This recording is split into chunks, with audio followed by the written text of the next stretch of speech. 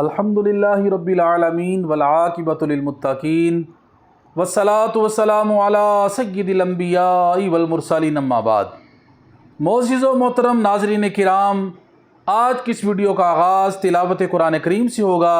میں تلاوت قرآن کریم کے لیے جناب حافظ عبداللہ عمران صاحب سے گزارش کروں گا کہ تشریف لائیں اور تلاوت قرآن کریم کی سعادت حاصل کریں۔ جناب حافظ عبداللہ عمران صاحب۔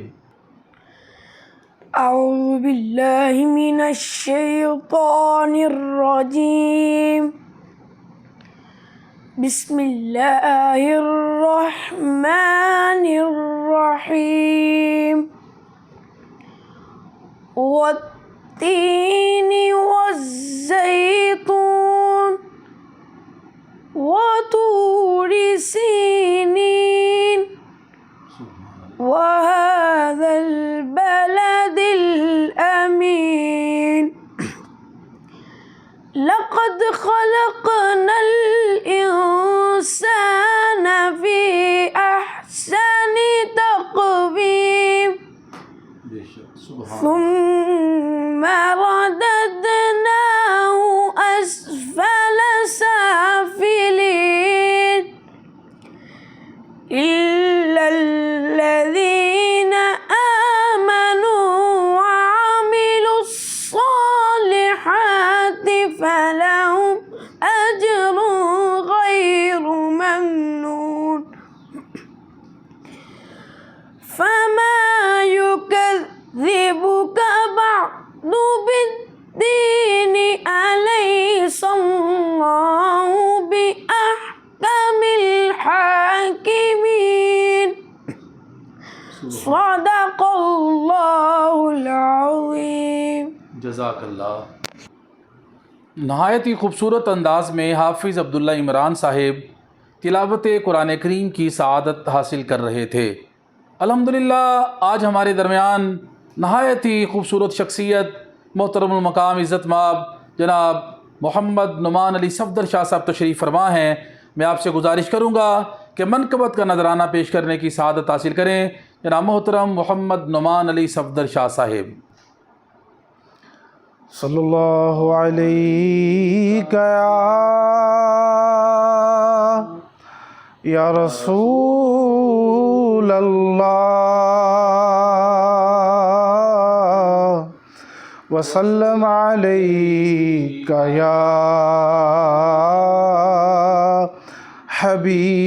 حبیب اللہ۔ یہ دل بھی حسینی ہے، یہ جاں بھی حسینی ہے، سبحان اللہ سبحان اللہ۔ یہ دل بھی حسینی ہے، یہ جاں بھی حسینی ہے، الحمد کے اپنا تو ایمان بھی حسینی ہے، سبحان اللہ۔ الحمد کے اپنا تو ایمان بھی حسینی ہے، گرنے نہیں دیتے ہیں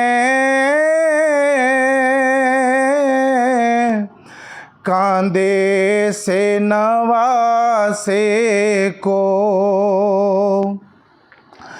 گرنے نہیں دیتے ہیں کاندھے سے نواسے کو، کیا خوب کہ نبیوں کا سلطان بھی حسینی ہے، کیا خوب کہ نبیوں کا سلطان بھی حسینی ہے، نسلوں سے غلامان پنجتن ہوں ارے لوگو، نسلوں سے غلامان پنجتن ہوں ارے لوگو، میرا باپ حسینی ہے، میری ماں بھی حسینی ہے، میرا باپ حسینی ہے، میری ماں بھی حسینی ہے، الحمد کے اپنا تو ایمان بھی حسینی ہے، جبریل جلاتے ہیں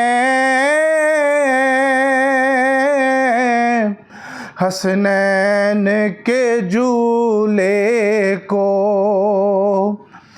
جبریل جلاتے ہیں حسنین کے جولے کو، کیا خوب کہ آقا کا درباں بھی حسینی ہے، کیا خوب کہ آقا کا درباں بھی حسینی ہے، اور رونق ہے مساجد میں شبیر کے صدقے سے، رونق ہے مساجد میں شبیر کے صدقے سے، رونق ہے مساجد میں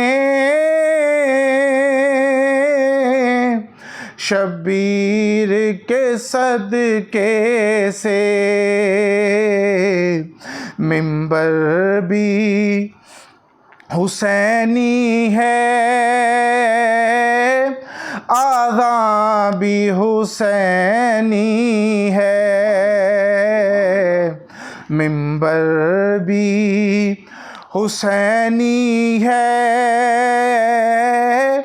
آذان بھی حسینی ہے، الحمد کے اپنا تو ایمان بھی حسینی ہے۔ نہایت ہی خوبصورت انداز میں جناب محترم محمد نعمان صفدر شاہ صاحب منقبت کا نذرانہ پیش کرنے کی سعادت حاصل کر رہے تھے۔ آج کی اس ویڈیو میں شہادت حضرت وہب بن عبداللہ کلبی، شہادت حضرت قاسم اور شہادت جناب اونو محمد رضوان اللہ تعالی علیہ مجمعین بیان کی جائیں گی۔ حضرت وہب بن عبداللہ کلبی رضی اللہ تعالیٰ عنہ 18 سال کے نوجوان تھے اور اپنی ماں کے اکلوتے بیٹے تھے، اور ان کی شادی کو ہوئے ابھی 17 دن گزرے تھے۔ آپ کی ماں نے اپنے لخت جگر کو بلایا، نور نظر کو بلا کے فرمایا، بیٹا یہ بات ٹھیک ہے کہ تو میرا آخری سہارا ہے، اکیلا سہارا ہے، تو میرے گھر کا چشم و چراغ ہے، اور تیری شادی کو بھی 17 دن ہوئے ہیں، لیکن اے میرے بیٹے، تیری بوڑھی ماں کی یہ دل کی آخری آرزو ہے کہ تو اپنی جان شہزادہ رسول نواسہ رسول پہ قربان کر دے تاکہ تیری ماں کا نام بھی شہیدوں کی ماں میں آ جائے۔ جناب وہب بن عبداللہ کلبی نے اپنی ماں کی شدید اور پرزور آرزو جب آپ نے سنی تو آپ کے دل کے اندر شوق شہادت کا طوفان برپا ہو گیا۔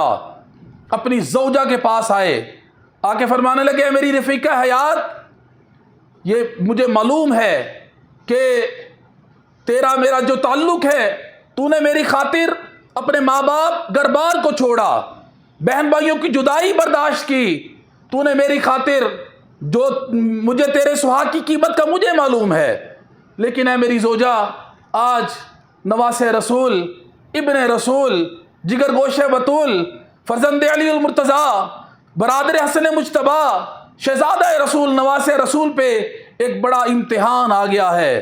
میں یہ چاہتا ہوں کہ اپنی جان اسلام کے نام پر قربان کر دوں۔ خامد کی جب یہ آرزو سنی، ارادہ دیکھا، تو نیک دل بیوی نے کہا کہ جناب میں آپ کے مرتبہ شہادت حاصل کرنے میں کوئی رکاوٹ نہیں بن سکتی، میں آپ کو بخوشی اجازت دینے کے لیے تیار ہوں، لیکن آپ کو میرے ساتھ ایک وعدہ کرنا ہوگا۔ آپ فرمایا کیا وعدہ چاہتی ہو؟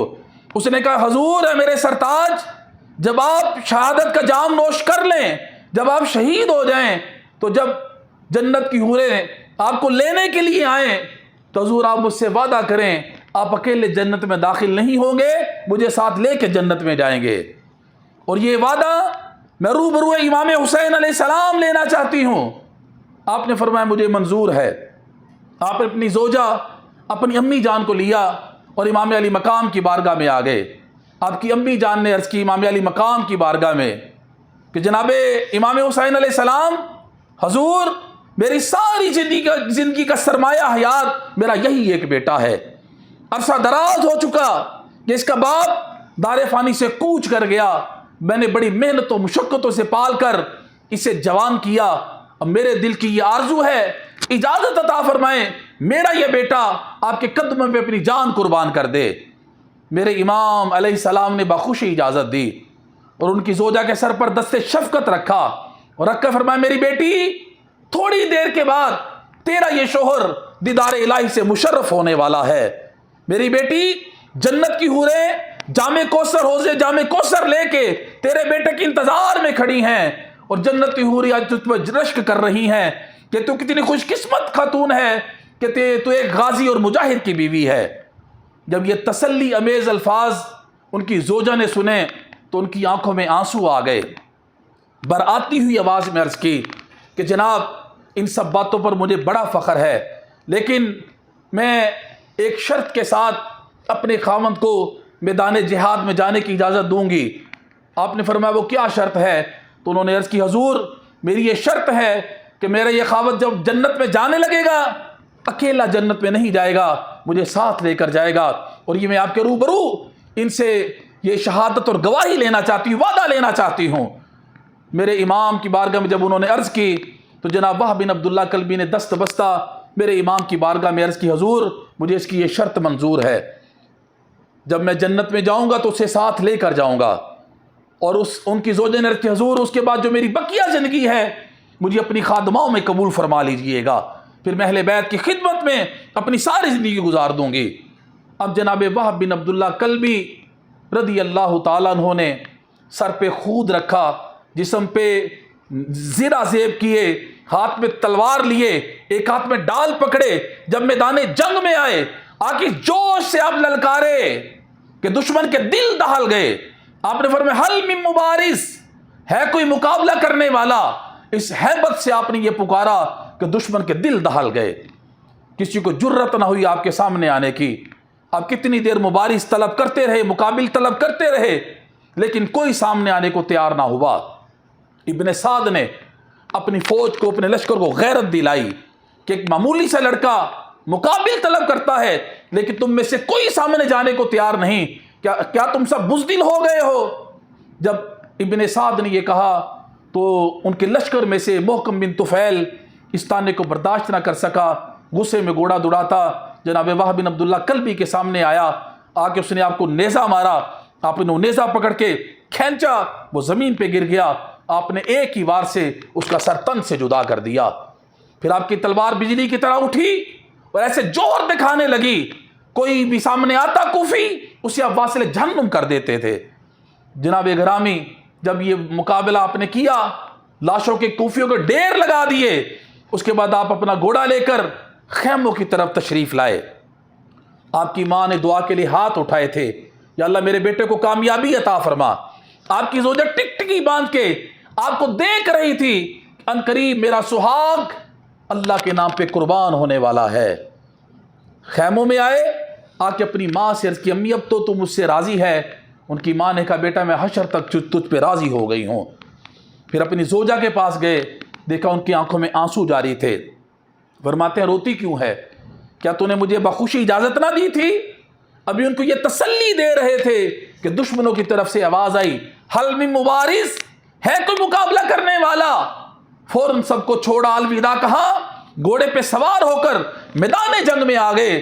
آ کے پھر جس نے مقابل طلب کیا تھا، جاتے ہی ایک ہی وار سے اس کو واصل جہنم کر دیا۔ جب اس کو واصل جہنم کیا، ابن سعد نے جب یہ حالات دیکھے تو کہنے لگا اگر یہی حالات رہے تو یہ اکیلا نوجوان ہماری ساری فوج کا خاتمہ کر دے گا، لہذا یکبارگی چاروں طرف سے گھیرا ڈال کر اس پر حملہ کر دو۔ جب انہوں نے چاروں طرف سے گھیر کر یکبارگی حملہ کیا تو آپ کے جسم اقدس پہ بے شمار آ کے تیر لگے، زخموں سے نڈھال ہو کر آپ زمین پہ تشریف لے آئے۔ ان بدبختوں نے جناب وہب بن عبداللہ کلبی کا سر اقدس تن سے جدا کر دیا اور آ کے خیمے میں پھینک دیا۔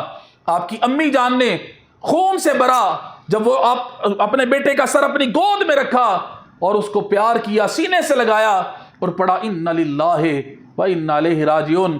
پھر وہ سر اقدس آپ کی بیوی نے اپنی گود میں رکھا، اپنے دوپٹے سے ان کے جو چہرے پہ گرد لگی تھی اس کو صاف کرنے لگی، آنکھوں میں آنسو تھے، اپنا سر جھکا کے اپنے خامد کی پیشانی پہ رکھا، لیکن کیا دیکھا، تھوڑی دیر کے بعد ان کی روح بھی کف سے انصری سے پرواز کر گئی تھی۔ انا للہ و انا الیہ راجعون۔ جس طرح وہب بن عبداللہ کلبی نے وعدہ کیا تھا میں اکیلا جنت میں نہیں جاؤں گا، تجھے ساتھ لے کر جاؤں گا، واقعی ویسا ہوا، دونوں میاں بیوی جنت کے مسافر بن گئے۔ اس کے بعد جب یہ جانثار شہادت کا جام نوش کر چکے تو اہل بیت اطہار کے شہزادگان سامنے آئے۔ جناب قاسم میرے امام کے بتیجے، حسن مجتبیٰ کے نور نظر لگتے جگر، کمر بستہ ہو کر روتے ہوئے میرے امام کی بارگاہ میں آئے۔ آ کے عرض کی چچا جان مجھے بھی میدان جہاد میں جانے کی اجازت عطا فرمائیں۔ میرے امام نے سینے سے لگا لیا، فرمانے لگے جانے تو میرے بھائی کی ایک نشانی ہے، میں کس طرح تجھے میدان جہاد میں جانے کی اجازت دوں؟ میں تمہاری جدائی کے صدمے کو کس طرح میں برداشت کر سکوں گا؟ جب آپ نے اجازت نہ دی تو امام قاسم کو ایک کاغذ یاد آ گیا، ایک رکا یاد آ گیا جو وقت وصال جناب امام حسن مجتبیٰ نے اپنے شہزادے کو دیا تھا، اور امام قاسم کو فرمایا تھا قاسم اسے اپنے بازو کے ساتھ باندھ لے، جب تجھ پر سخت مصیبت، ابتلا اور آزمائش آئے اس وقت کھول کے اسے پڑھنا۔ امام قاسم فرمانے لگے میں نے سوچا کہ اس سے بڑھ کر کیا مشکل وقت ہو سکتا ہے۔ آپ فرماتے جب میں نے وہ کاغذ کھولا تو اس میں لکھا ہوا تھا اے بیٹے قاسم جب تمہارے چچا حسین پہ مشکل وقت آئے تو ان کے نام پہ اپنی جان قربان کر دینا۔ پہلے اجازت نہیں دی تھی امام علی مقام نے، جب وہ رکا لا کے جناب قاسم نے دکھایا امام علی مقام کو، پھر آپ نے اجازت دی، فرمایا بیٹا جا کے اپنی ماں سے بھی اجازت لے لو۔ اپنی ماں کے پاس گئے، ماں نے بخوشی اجازت دی، لیکن جب جیسے نکلنے لگے ماں نے دوبارہ بلا لیا، بلا کے جناب زینب کی بارگاہ میں لے کے چلی گئی۔ ان سے عرض کی جناب زینب میرا بیٹا جنگ کے لیے جا رہا ہے، اسے ایک مرتبہ دلہا بنا دیں، اسے تیار کر دیں۔ جناب زینب نے امام علی مقام کو بلایا اور جناب قاسم کی امی جان نے امامہ شریف جناب امام کی بارگاہ میں پیش کیا، عرض کی حضور یہ امامہ امام حسن مجتبیٰ کا میں نے بڑی حفاظت سے رکھا تھا، میرے شہزادے کے سر پہ اسے ذرا سجا دے۔ میرے امام نے وہ امامہ شریف امام حسن مجتبیٰ کا امام قاسم کے سر پہ سجایا، ان کو سینے سے لگایا، گھوڑے پہ سوار کیا، انہیں اللہ کے حوالے کر دیا۔ جب جناب قاسم میدان کارزار میں گئے، جا کے مبارز طلب کیا، حل میں مبارز ہے کوئی مقابلہ کرنے والا، کسی میں جرت نہ ہوئی کہ کوئی سامنے آ سکے۔ ابن سعد کہنے لگا اے میرے سپاہیوں اکیلے اکیلے مت جانا ورنہ ہلاک ہو جاؤ گے، یہ محمدی شیر ہے، سب جا کے مقابلہ کرو، مل کے مقابلہ کرو۔ لیکن پھر بھی کسی میں ہمت نہ ہوئی کہ جو امام قاسم کے سامنے آ سکے۔ پھر آپ خود ہی دشمن میں چلے گئے، جا کے اس سے لڑائی شروع کی اور کئیوں کو واصل جہنم آپ نے کر دیا۔ ابن سعد کے لشکر میں ایک بہت بڑا پہلوان جس کا نام تھا ارزق، جو یزید سے سالانہ 10,000 دینار لیتا تھا، اپنے 4 بیٹوں سمیت جو بہت طاقتور تھے اس میدان میں موجود تھا۔ ابن سعد ارزق کو کہنے لگا ارزق جا تو قاسم کے مقابلے میں۔ ارزق کہنے لگا یہ میری توہین ہے، ایک بچے کے مقابلے میں جاؤں؟ ارزق کہنے لگا، جب ابن سعد نے کیا اصرار، ارزق کہنے لگا میں اپنے بیٹے کو بھیجتا ہوں، میرا بیٹا ہی اس کا کام تمام کر دے گا۔ اس نے غصے سے اپنے بڑے بیٹے کو بھیجا۔ جب وہ امام قاسم کے مقابلے میں آیا تو میرے امام نے ایک ہی وار سے اس کا سر تن سے جدا کر دیا، اس کی تلوار پہ قبضہ کر لیا۔ اس نے غصے میں آ کے اپنا دوسرا بیٹا بھیجا، میرے امام نے اس کو بھی واصل جہنم کر دیا۔ اس نے دیوانہ وار اپنے تیسرے بیٹے کو بھیجا، میرے امام نے اس کا بھی کام تمام کر دیا۔ اس نے پھر چوتھا بیٹا بھیجا، آپ نے اس کو بھی واصل جہنم کر دیا ایک ہی وار سے۔ ارزق کی آنکھوں میں اندھیرا چھا گیا، غصے میں آ کے دیوانہ وار خود امام قاسم کے مقابلے میں آ گیا۔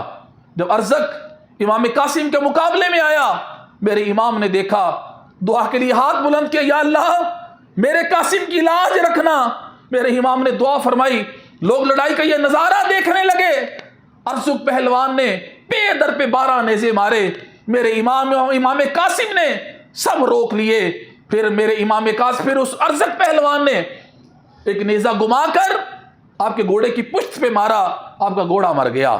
اب پیادہ لڑنا شروع ہو گیا ارزق پہلوان سے، جسے 1000 بندے کے مقابل اس کے اندر طاقت سمجھی جاتی تھی۔ مصر و شام والے اسے 1000 جوان کی طاقت کا مالک سمجھتے تھے، اتنا بڑا پہلوان تھا۔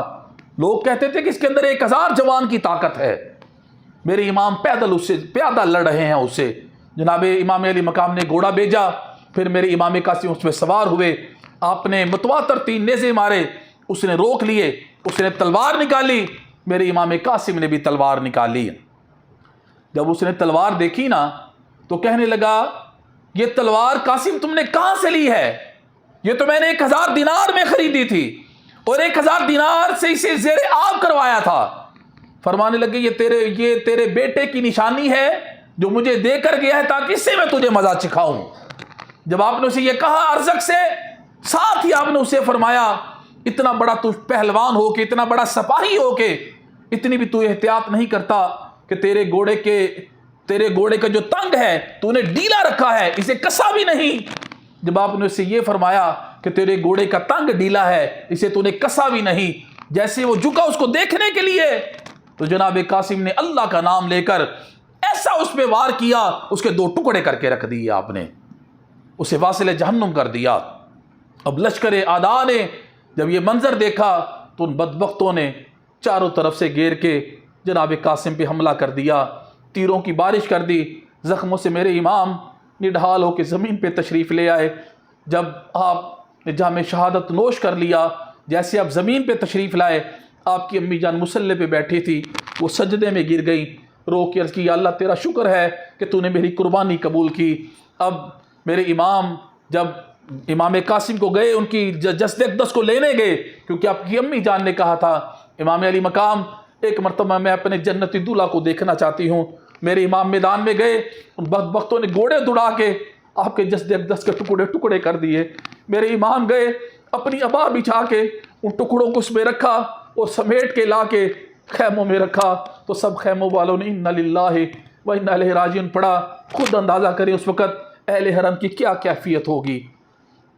اس کے بعد میرے امام کی سکی بہن جناب زینب سلام اللہ علیہا میرے امام کی بارگاہ میں آئی، آ کے عرض کی، رو کے عرض کی بھائی جان آپ پر سخت مصیبت کا وقت ہے، میں نے نانا جان سے سنا ہے کہ صدقہ بلاؤں کو ٹالتا ہے، بھائی جان میں اپنے بچوں کو آپ پہ قربان کرنا چاہتی ہوں، مجھے اجازت عطا فرمائیں۔ میرے امام نے فرتے محبت سے آنکھوں میں آنسو آ گئے، رو کے فرمایا بہن زینب میں تمہاری گود خالی ہوتے نہیں دیکھ سکتا، میری بہن میں تمہیں بے اولاد ہوتا نہیں دیکھ سکتا، لیکن جب جناب زینب سلام اللہ علیہ نے اصرار کیا تو میرے امام نے اجازت عطا فرما دی۔ اب جناب زینب سلام اللہ علیہ اپنے دو ننھے شہزادے جن کا نام تھا اونو محمد، ایک 7 سال کے ایک 9 سال کے تھے، ان کو تیار کرنے لگی، ان کے سر پہ دستار حیدری سجائی۔ جب یہ معاملہ جناب شہربانوں نے دیکھا تو آ کے عرض کرنے لگی کہ جناب سیدہ زینب آپ کیا کر رہی ہیں؟ فرمانے لگی میں جنتی دلہوں کو تیار کر رہی ہوں۔ جب تیاری کر لی تو جناب سیدہ زینب نے اپنے شہزادوں کو فرمایا بیٹا ایک مرتبہ میرے سینے سے آ کے لگ جاؤ۔ دونوں شہزادوں کو سینے سے لگایا۔ پھر اس وقت جو کیفیت جناب زینب سلام اللہ علیہ کی تھی وہ بیان کرنے سے قاصر ہے، الفاظ اس کو بیان نہیں کر سکتے۔ پھر آپ نے اپنی امی جان کو آخری سلام کیا، امام علی مقام کے قدموں کو بوسہ دیا، بوسہ دے کر گھوڑوں پہ سوار ہو کر چھوٹی چھوٹی تلواریں ہاتھ میں پکڑیں اور میدان جہاد میں آ گئے۔ جب میدان جنگ میں آئے اس انداز سے آ کے لڑے کہ جنگ کے میدان جنگ کا نقشہ بدل کے رکھ دیا۔ ابن سعد اپنے لشکریوں سے کہنے لگا کہ یہ اگرچہ یہ چھوٹے چھوٹے نو عمر ہیں لیکن ان میں حیدر خون حیدر کرار ہے۔ علی شیر خدا کا گھر بھی وہ گھر ہے کہ جس گھر کا ہر ایک بچہ جسے دیکھو وہی شیر خدا معلوم ہوتا ہے۔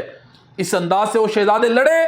اونو محمد قریب تھا کہ ابن سعد کے بالکل قریب وہ پہنچ چکے تھے کہ اس کا قریب تھا کہ اس کا سر تن سے جدا کر دیتے۔ ایک شہزادہ دائیں طرف جا کے لڑتے رہے، ایک شہزادہ بائیں طرف جا کے ان جناب گرامی دشمنوں کو واصل جہنم کرتے ہیں، لاشوں کے ڈھیر لگا دیے۔ اب ان بدبختوں نے دور سے تیر برسانا شروع کر دیے۔ بڑے بھائی کے سینے پہ ایک تیر لگا، وہ بے ہوش ہو کے زمین پہ گر پڑے۔ چھوٹے بھائی نے جھک کے ان کے سینے سے تیر نکالنا چاہا تو شمر بدبخت نے بڑھ کے وار کیا، ان کی گردن پہ ان کا سر بھی تن سے جدا ہو گیا۔ دونوں بھائی انا للہ و انا الیہ راجعون اللہ کو پیارے ہو گئے۔ شمر بدبخت نے کہا حسین آ کے اپنے بانجوں کو لے جاؤ۔ میرے امام جب اٹھا کے لائے تو جناب گرامی اور ان کی امی جان جناب سیدہ زینب نے سجدہ شکر ادا کیا، اللہ تیرا شکر ہے کہ تو نے میری قربانی قبول کر لی۔ انشاءاللہ بقیہ واقعات کل کی ویڈیو میں بیان کیے جائیں گے۔ وما علینا الا البلاغ المبین۔